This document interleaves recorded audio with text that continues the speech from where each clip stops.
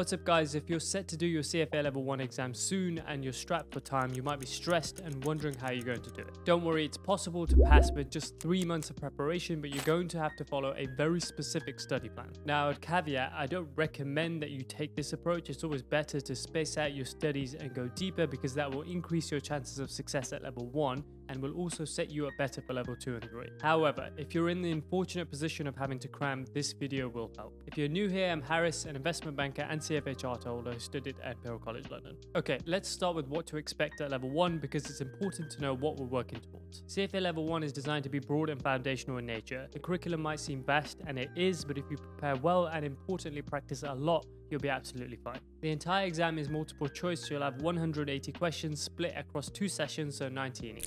In terms of topic weights, and I put them up on screen, here's a few key callouts. So ethics, FSA, fixed income, equity and portfolio management have the highest weights and therefore are going to be important. More on this shortly. You can also see there's been an evolution over the years away from the more theoretical topics and towards the more applied topics. So you can see the 2024 weightings for some topics are red and others are green, so this was the change in balance. In particular, quant and econ now comprise a smaller part of the exam, so you can afford to be a bit more selective with these. Again, more on this shortly. Importantly, the exam is very direct. There is no vignette to digest, just a simple question and answer. You can see this example that I put up from ANALYST Prep's ecosystem on screen to give you an idea of what I'm talking about. And otherwise, if you're interested in ANALYST Prep's packages, which are very affordable, come with pre-made notes and give you access to Q&A with experts, check out the links in the description and you can get 20% off with my code. Okay, let's now discuss objectives, given you only have 3 months to study. And the key message here is you simply cannot learn everything in detail in just 3 months. So you have to accept that your objective is to pass the exam, not to become an expert.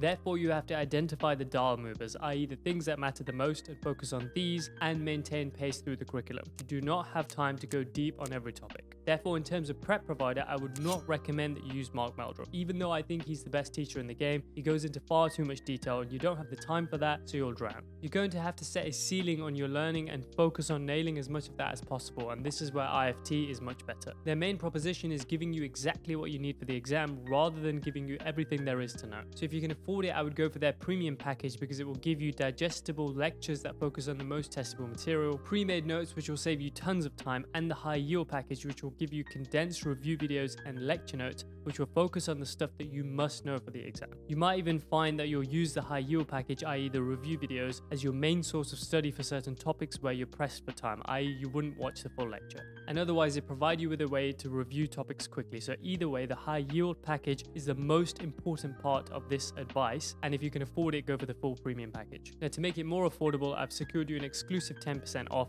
The links and the code are in the description. Now, to reiterate, you need to choose your syllabus and stick with it. Don't be tempted to branch out and explore other materials. You simply can't know everything, and trying to do that will be counterproductive and slow you down. Key is to set the ceiling, focus on that, maintain pace and momentum. Importantly, don't be a perfectionist. And finally, you must be confident with the calculator. You can do tons of calculations on there, which reduces the number of formulas that you need to memorize for the exam. If you don't know where to start, I've created a free guide. The link is in the description. Okay, let's now discuss the optimal study plan, but a call out before we do. If you only have 3 months to study, you're obviously going to have to study more per day and across the week than someone who has 6 months. So you're going to have to put in a lot of work. This plan is not a magic bullet and it's not guaranteed to work, but it will increase your chances of success. So the key is to 1, approach the curriculum in the optimal order, 2, make every study session as efficient and effective as possible, and number 3, manage your energy, and we'll cover that more at the end of the video. Now, broadly, there are 152 lessons across 93 learning modules. I would focus on the lessons, not the learning modules, because the lessons are more digestible. There's 0 point focusing on the number of hours because it's not an important metric. Not all study hours are equivalent. But simply put, target 3 lessons per day, which will take you around 50 days to complete, and if you take a few days off in between, that's around 2 months. But this is going to be difficult, especially if you're working, because some lessons are more complex and difficult to understand than others. Here is where the optimal study order comes in. So you still need to start with quant because time value of money is very important. You have to nail this. However, statistics is less important and less applicable to other topics. It's only really used in portfolio management. So if you're pressed for time, skim over this and you can always come back to it later. Otherwise, focus on the topics with the highest weights first. So FSA, fixed income, equity, portfolio management, and ethics. These make up the majority of the exams, so you need to do well in these. For the other topics, you need to choose your battle. Now, alternative investments and corporate issuers are easy, so you need to spend time on these and nail these because they're easy marks in the exam that you definitely want to capture. Derivatives and economics are a lot tougher, and these two massively slow people down, so I would push these out towards the end of your studies. If you're pressed for time, simply cover what's in the high yield videos and notes, and if you have a little more time, then you can drill into them more. Then, when you're studying, it's critical that you use this approach. Firstly, scope the subject. If you're using IFT, go straight to the back where the summary is. This captures all the learning objectives and a summary of each of them. Review this, get a flavor for what's in topic, then go and do the lesson. Importantly, this gives you a map and highlights the most important themes that you've got to walk away with. As I said, you don't have time to drill into everything in detail, so it's important that when you study the lesson, you capture the key themes that are most testable. Secondly, do not make notes. You need to have pre-bought notes. Use these, annotate them. The only thing you should be doing is adding additional context through annotation or building a questions list based on what you still have outstanding, or repositioning the content in a way that you can use to test yourself. The key here is you need to focus on understanding, not just regurgitating information passively. Thirdly, you need to keep track of your progress, especially what you struggled with the most, because you're going to want to revisit this. Fourthly, the questions list that you build throughout should be a method of reviewing the content. And finally, if you followed my recommended approach, you'll be using IFT, and thus I would take the quiz at the end of the lessons. That will again get you in the mode of testing as early as possible. Now, if you want the exact methods that I use to study as efficiently as possible and become a learning machine so that you can pass all your exams first time round, I have something perfect for you. Check out the first link in the description. Beyond this, at level 1 in particular, practice is very important, so you want to incorporate this into your studies as early as possible. The risk is that you spend too long trying to understand things conceptually and you don't apply it. That way you will not be ready for the exam.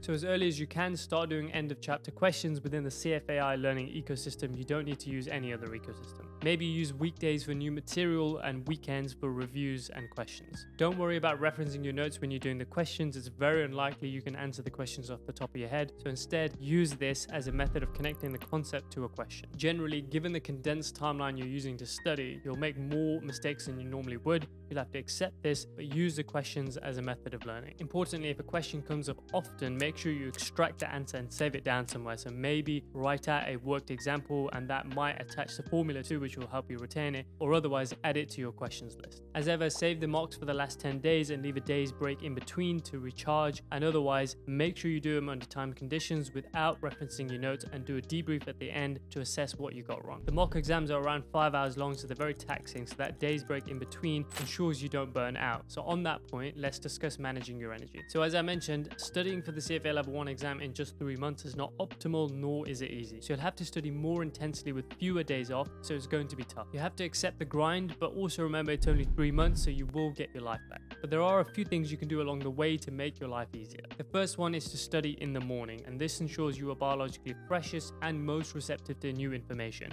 This maximizes your focus and chances of a successful session. Also, do not check your phone, emails, etc. before you study. This clogs up your brain, reduces your sharpness, and generally distracts you. You'll want to approach your studies with full focus and clarity. Otherwise, by studying first thing in the day, it prevents other responsibilities getting in the way. Obviously, to enable this morning study on a consistent basis, you also need to sleep early and at a consistent time, so I would say maximum 11 p.m. The second thing is to choose what you study before you start, and ideally the night before. In the morning, you don't want to waste time deciding what you're going to study, because this isn't an optimal use of time, or hopping around whilst you're studying because you haven't decided what you're going to study. Those morning hours before the day starts are crucial, so you want to use them as deliberately and effectively as possible. Thirdly, use some variation of the Pomodoro technique whilst you're studying. So essentially set a 45-minute timer, remove all distractions, i.e. phone out of the room, laptop on do not disturb, full focus, and sprint. It's much easier to stay focused when you've set a manageable amount of time. After the 45 minutes, take a break for around 5 to 10 minutes, get up, walk, stretch, get the blood flowing, as this will reset you. After this, sprint again for another 45 minutes, followed by another 5 or 10 minute break, and then a third 45-minute session if you have time. Beyond this, you'll start burning out, so if you need to do more, come back after an appropriate break. And finally, variety is your friend. When you're studying over such a compressed timeline, you'll face two challenges, which are 1, fatigue, and 2, boredom. Therefore, if you're getting fed up and tired, you need to switch it up. So switch topic, and importantly, if you're doing something quantitative, switch to something qualitative, or vice versa. On the point of quantitative versus quantitative topics such as quant, fixed income, derivatives, etc. are more mentally demanding, so you want to be sharper. So I would recommend you do them first thing in the morning, and thereafter, if you want to continue studying, pick the more qualitative subjects. If you feel like you're burning out and you've had enough of new information, then switch to reviews or questions. The most important thing is momentum, so if you have to switch things up to keep things moving, that's the most optimal approach. There you go. If you follow this, you'll have a much higher chance of passing your CFA Level 1 exam with just 3 months of study. As I said, I don't recommend this, but I understand sometimes life gets on top of you, so if you're in the unfortunate position of having to cram, hopefully this helps. If you like this video, then you're going to love these two on screen, and otherwise thanks for your time and see you in the next video.